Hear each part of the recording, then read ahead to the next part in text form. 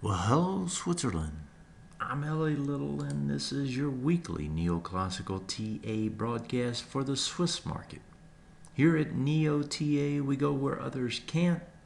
We go to the supply and demand as it shows on the charts.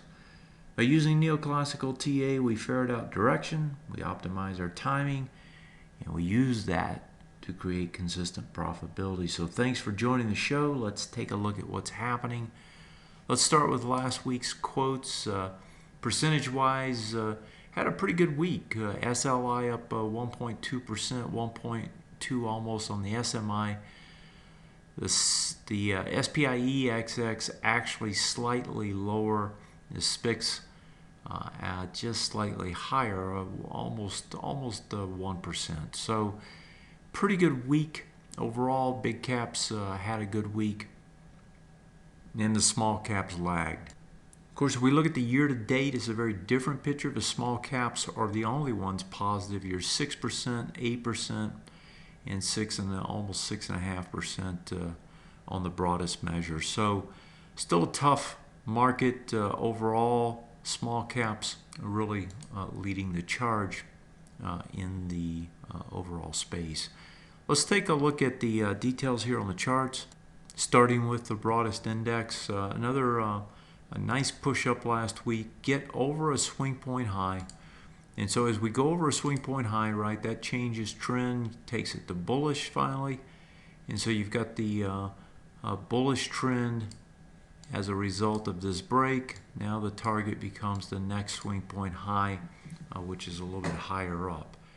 That's on the daily chart. If we look at it on the weekly, bring the weekly over and see how that one's stacking up. You can see we're back into the bearish retest region zone. Now it's a big zone given the size of that bar. About halfway into it. Before we get there though, you're really going to have some trouble probably at this price point. So these two price points in particular.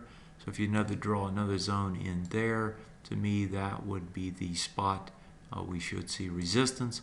And as you can see, we're pushing right into that area now. So SPIX looks to me like this is where we should see resistance show up. If we took a very long-term view of what's happening with these markets, here we can see that we've tested the swing point low, tested it with the good volume, not enough, but good volume. And now I flipped around trying to rise back up. So far on the long-term trend, still an uptrend. That hasn't changed. If we look at the dailies and weeklies, though, there's been a lot of work going on this index. Just as we see, throughout the rest of the European zone, and as we also see elsewhere like the U.S. markets. If we look at the small caps, as we said, the small caps have done a lot better. On the daily, they were pretty flat last week, really didn't do anything. On the weekly, they're up here pushing that swing point high.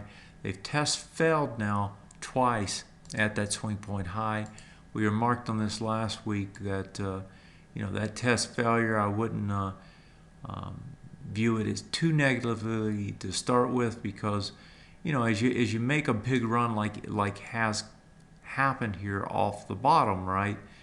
Some sort of a pullback, potential breakout, right, to take it much higher, still in the cards. But there you have volume. You don't have the volume coming into it. That's probably going to continue to try and consolidate before it breaks out, if it in fact is going to break out. So that's on the small caps. If we go to the large caps, the 30 biggest names out here, a good week up. They get over the swing point high, so that's the the bullish trend that you see there on the daily. If you go to the weekly, looks pretty much like we've seen elsewhere on the broadest measure, although here your retest regen bar is not nearly as deep. And so here we're going to actually find out something this week as it does a full retest, and the question is will it try to regenerate lower or not? And so this is going to be a good tell on the large caps. And if we stretch over here and take the market view, look at the actual trends, we can see the trends are actually fairly bullish across the board on the short-term time frame, almost all the way across the board now. The way this works, of course, is left to right. So stocks move the sectors, right? The sectors on the short term. The stocks move the sectors on the intermediate term time frame, and then that moves the long-term time frame. Same thing up here. You go from short to intermediate. So if you stay, the point here is if you stay bullish long enough here, even though you have damage over here, this will in time get corrected as long as this stays bullish long enough. True here on the sectors as well. And as you can see, there's a lot of work to be done on the intermediate term time frame. That was what was true in the US. The US is mostly bullish across these time frames now as well as these, but here a lot more weakness still in the Swiss market, and there's a lot more work to do if in fact this market is going to move back up towards the highs. And that's really the question, and it's too early to answer that question. What we do know is that if we stay bearish enough, long enough here, that will eventually probably spill over into the long-term time frame. So it's something to keep in mind as time passes, because these corrections can get undone, right? I mean, they can become better as long as you get the short-term stay bullish long enough to actually repair what damage has taken place on the intermediate term time frame. Now, when I said at the top of the show that we use NeoTA, you know, the methodology behind it, to find good supply and demand on the charts and use the timing, you know, that we have in the methodology to be consistently profitable. I want to show you an example of that, and I've just picked one of the small caps, AFGN, and I'm looking at the volumes here on these spikes up. So let's take a look at kind of what's happening in this chart, and you know, do a little of the learning process. So you got a good volume, you know, spike. What does it do? It gets over a swing point high. Now, when you get over a swing point high, you transition trend, right? And so that transition of the trend takes place on this bar as well as that bar. And so you have a breakout here and then again on the next bar. So that's two swing points being broken. The other swing point is off the chart now. And so as those happen and as volume expands, right, you get a nice thrust to the top side. Some consolidation, right, another thrust, another volume spurt, right? Those are good signs. You can tell there's some strength here when you see that kind of push in volume, right, on the thrust higher. Now the swing point that was over here actually got retested on this bar right here, and that was the retrace back into a zone after more than 6 bars. And that's an important concept to consider, and that is this breakout, when it took place, right, on this bar, this particular breakout, it went up and it did not retest until we got to this bar. And again, you can't see it, but the swing point high over here was the top of this area. And so as it retraces back in more than 6 bars across, that first test has a very high probability of being bought, and in fact was bought, went sideways a little bit longer, and then took off. And again, nice volume spurt as you get to the highs. Now there's some other things going on here at the same time, and that is that when we're looking at this chart, this Feb 29th area here, if we bring over the weekly chart, those breakouts that were happening on the daily chart, they were also happening on the weekly chart. And that, again, is an important concept, because you're getting multiple swing points here being broken along with those multiple swing points we just looked at on the daily chart. And when you get it on multiple time frames, you have a high probability, a very high probability of continuance. 1 to 2 or 2 to 3 bars continuance. And so you've got one bar here, you did get the second bar, and then you started to get the retrace. But yet that retrace, again, when it comes in to test these swing point highs, right, the volume tail is lower, so lower volume compared to the breakout bar, which is the most volume. Nice big spike again. And what do we do here? We're breaking another swing point high now on the daily time frame and the weekly time frames. That should lead one more time to 2 to 3 bars extension potentially. And if so, then we will get another nice move up. Now, you have to look at all 3 time frames, and one of the things I want to point out in this particular chart is this bearish breakdown bar here.